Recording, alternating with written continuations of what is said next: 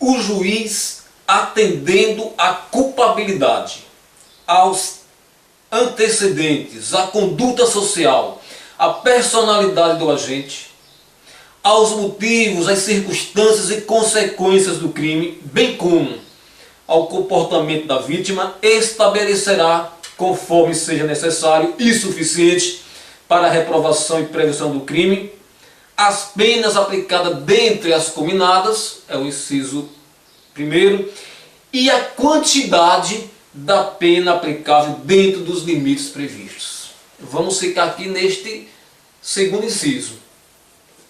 A quantidade da pena aplicável dentro dos limites previstos. Então veja que o artigo 59 traz como primeira circunstância judicial a culpabilidade do agente. É interessante essa culpabilidade figurando aqui como circunstância judicial, a parte da qual se pode aumentar ou diminuir a pena, se pode agravar ou atenuar dentro daquele limite mínimo e máximo, aquela margem estabelecida pelo legislador. É interessante porque a culpabilidade já é um pré-requisito indispensável para que o sujeito seja condenado. Para os doutrinadores que defendem a teoria tripartite do crime, crime seria um fato típico, ilícito e culpável. Típico, antijurídico e culpável. Já os teóricos que defendem a teoria bipartite dizem apenas que o crime é fato típico e antijurídico, mas dizem que a culpabilidade é necessária, o seu reconhecimento para a aplicação da pena. Então, independente da teoria, o que importa é que ninguém vai ser condenado sem que esteja presente a culpabilidade. Mas se a culpabilidade já é requisito indispensável para que se puna, para que se condene o réu, e por que então o legislador trouxe novamente sua figura para as circunstâncias judiciais, a possibilidade de que a pena seja aumentada ou seja diminuída, enfim, porque essa retomada da culpabilidade. A questão é que este conceito de culpabilidade implica juízo de reprovabilidade, implica juízo de censurabilidade. E esta censurabilidade, esta reprovabilidade pode se dar em maior ou em menor grau. O sujeito pode ser mais censurável ou menos censurável em decorrência daquele crime cometido. Sempre vai haver censura à sua conduta, mas em qual grau? Quais são os elementos normativos da culpabilidade? São 3. Culpabilidade implica imputabilidade do agente. Culpabilidade também implica potencial consciência da ilicitude do fato. E, por último, exigibilidade de conduta diversa. Esses 3 elementos normativos da culpabilidade, na verdade, eles se prestam a um maior grau ou um menor grau de censura, um maior grau ou um menor grau de reprovação. A imputabilidade. Não existe o elemento que é semi-imputável, então a este semi-imputável se vislumbra um menor grau de censurabilidade. Essa potencial consciência da ilicitude do fato está presente no condenado. Está presente, sim. Ele possui essa potencial consciência da ilicitude do fato. Mas em qual grau? Era fácil para ele ter esta potencial consciência? Ou era um pouco difícil? Enfim, este grau de censura pode ser maior ou pode ser menor. Exigibilidade de conduta diversa. Sim, se o agente foi condenado, obviamente porque ele era exigível dele que tivesse uma outra conduta. Mas era fácil para ele? Era difícil? Enfim.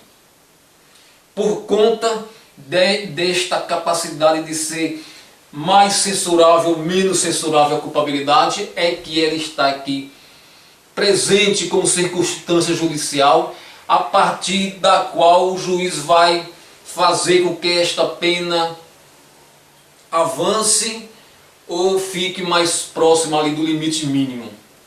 Então, culpabilidade, primeira circunstância judicial, para que o juiz observe no momento de fixar a pena base. Pena base ainda não é pena definitiva, é apenas aquela pena inicial a ser definida pelo juiz dentro daquela margem estabelecida pelo legislador, de um mínimo de pena a ser aplicado a um máximo de pena a ser aplicado. Agora vamos para a segunda circunstância judicial, que é os antecedentes do agente. Está lá no artigo 59.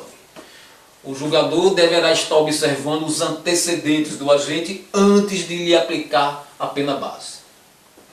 Olha, é importante não confundir antecedentes com reincidência. Se o juiz no momento de aplicar a pena base verificar que o agente é reincidente em um crime, ele não deve considerar essa reincidência nesta primeira fase como circunstância judicial.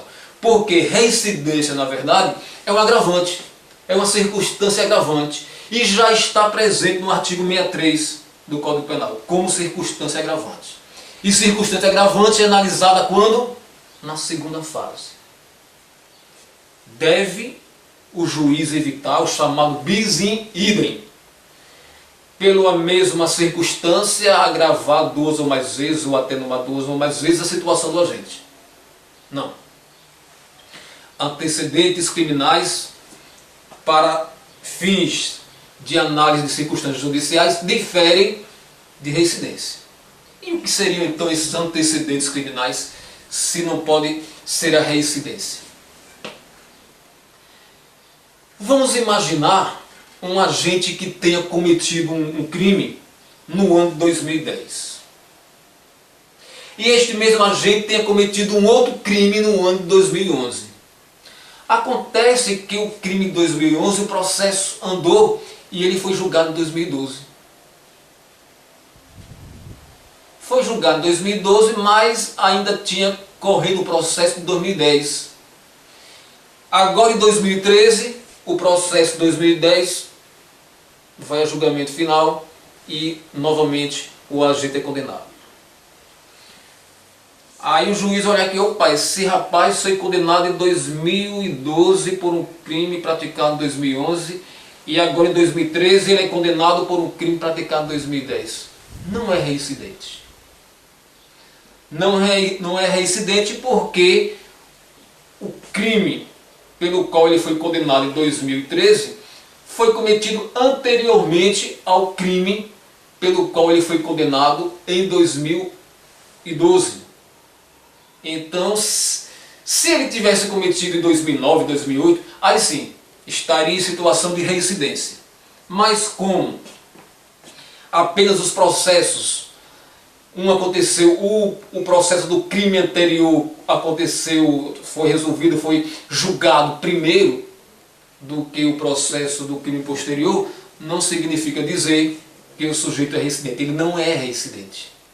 Nessa situação, pesa contra ele apenas os antecedentes.